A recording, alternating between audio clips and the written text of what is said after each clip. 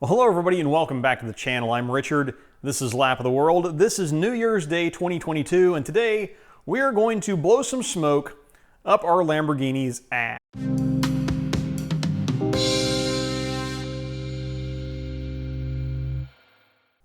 Right, so Happy New Year everybody and welcome to our first video of 2022. Now, I've got a couple of announcements here at the beginning and some background. If you want to skip around to the action, I have chaptered the video down below for your convenience. But for the meantime, I did have one announcement, and it's a big one that we have already booked our first track day. So we are doing some garage stuff, but it's not on our primary track car. So we'll be taking the NSX down to COTA, Circuit of the Americas in Austin, Texas, with Chin Motorsports on the last weekend in January. As when I signed up a few days ago at this point in time, there were a small handful of slots left open for that event. So if you were considering it, it's a little pricey because it's a big track. This is, I think, only the second track that I've driven in the US that has hosted a Formula One race. The other being Sebring, and that dates back to the 50s, I think, late 50s, when they hosted F1. So as far as modern F1 tracks, this will be my first.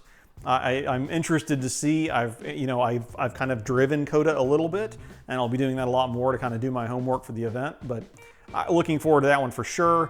Also, it'll be nice to get out of the winter such as it is in Tennessee towards the end of January. But the second thing here is a little bit of background, because I don't know, again, this channel is mostly NSX stuff amid the track stuff, or the NSX on the track. And there are two reasons for that. One, it's very good at it, and that car is amazing and just keeps putting up with what we throw at it. But two is I have been failing in my goal of having a viable backup car. We bought this Lamborghini not for the channel. This was because we wanted a Lamborghini and V10 noises and stuff like that. But this specific one, a Gallardo though, is also, I know it is from observational experience, it is a viable track car. It's not something that you would see every day on a track, so it might be something somebody would be interested in watching go around a track. And they are reputedly, and as far as I've found in a way anyway, not tragic to try and keep up. So with that being said, we do have some work to do on it to get to that end goal of having a viable car that, should the NSX, like it did in the spring last year, need a maintenance cycle, I don't have to interrupt then my track visits just because I need to work on the car. I can have I can have this car ready to take to the track for, once or twice a year, and then come back and be working on the NSX right up to the point of leaving, then come back, pick up the NSX and go wherever it is I'm gonna go next. Well, then this car gets a little bit of a refresh. And of course, this is me doing all the work. So it's not like I'm coming back and parking it with a mechanic and saying, go fix things. So it's a lot dependent on my time available to do that.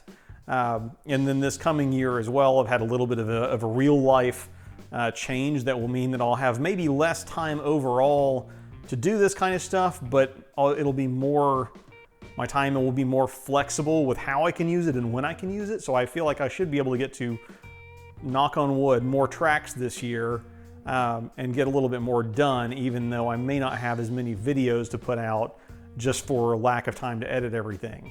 But having said that, now bored you with the YouTubery details, let's get on to what we're actually doing. So those of you who actually remembered that we had a Gallardo may remember we've had kind of a recurring theme of it having a little bit of a hiccup or stumble at kind of mid RPM. And we've been kind of chasing that down. And I recently had another issue with the car. The radiator fans went out. That's a story for another day, and in the video, probably one of the next videos you'll see. But among the suspects or usual suspects on these cars can be some vacuum leaks. Just especially with this car having nearly 70,000 miles on it. Some of the fittings are plastic and they tend to get baked and brittle and they can break. So that's what we're kind of looking for today by way of doing a smoke test, which is the most literal description for an activity I've ever heard. But that's what we're going to go walk through here. Basically, we're going to be blowing some smoke into the intake in the back of the car to try and see if we can track down a vacuum leak. I'm going to show you how that works, and then we'll see what we find. This may be the most this may be a very, video may not have a payoff because I'm filming this in sequence, but even if it doesn't, then we'll at least know and we'll be able to move on to the next steps, which I think I have what those next steps are. Anyhow, then, getting to the, getting to the point, getting down to business and getting to work here, let's go take a look at our setup here, and then we will actually get to running the test. So our setup is thus. The first thing we have done is remove the air boxes, or air box covers and air filters here, and that's just to get more direct access to the throttle bodies. Now, no, there is not a small person trapped in the engine intake, and the car has not, in spite of how it sounds sometimes, it has not actually ingested a person. What we have here are some nitrile gloves that we have zip tied into place on the throttle bodies, and then this one over here is capping off the, I think that's the PCV return line there. And then this one I've snipped a finger off of, and this hose then, it comes out of that finger. That hose runs around here where I've kind of secured it to the oil neck, and it runs over here to our smoke machine. Now this is a fairly simple device. I'll kind of put I'll show you what it looks like inside here in a second, or it'll be on the screen right now. But you have a container down here that has a wire, electrical coil in it that is wrapped around a wick, and the wick is sitting in some effectively baby oil down here. And what happens is that gets heated up where it is plugged into the battery. And you flip the switch here, it heats the coil and makes a bunch of smoke. And then we will connect our compressor to the air regulator on top here, which will pressurize the smoke lightly, and that will push the smoke into our intake back here, and should then hopefully uncover, by way of seeing smoke coming out of it, any leaks we may have, any vacuum or intake leaks that we may have that could be intermittently causing our problem. So with that said, let's get started. I'm going to put the camera down so I can warm the compressor up and show you what we find.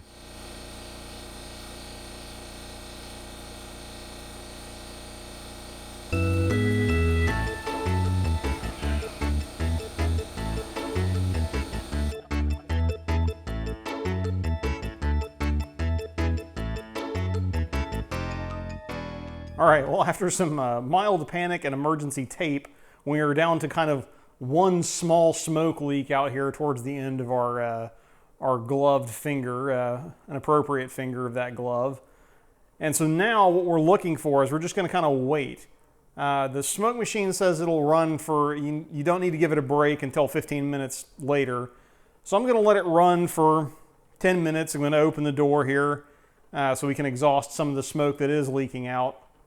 And in the meantime, we're going to kind of look around with a bright light to see if we can spot anywhere else that smoke is emanating from other than the finger of the glove. And that then will either lead us to a potential vacuum leak or intake leak, or it won't. And then we'll go from there.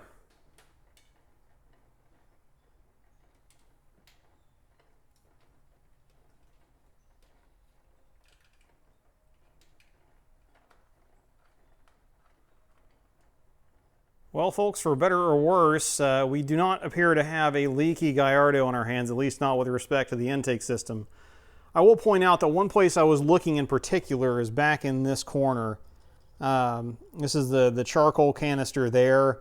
And back behind that, there's kind of an orifice. And back in there somewhere, there is a T-junction of vacuum lines that does have a kind of a history in the Gallardo community of failing.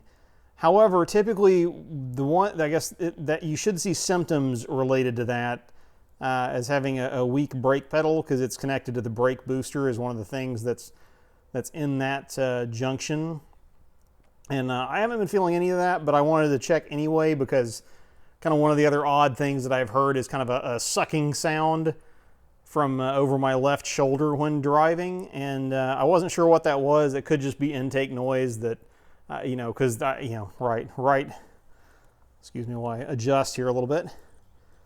So this intake goes up to that vent, so I may just be hearing just intake noise, and that's fine.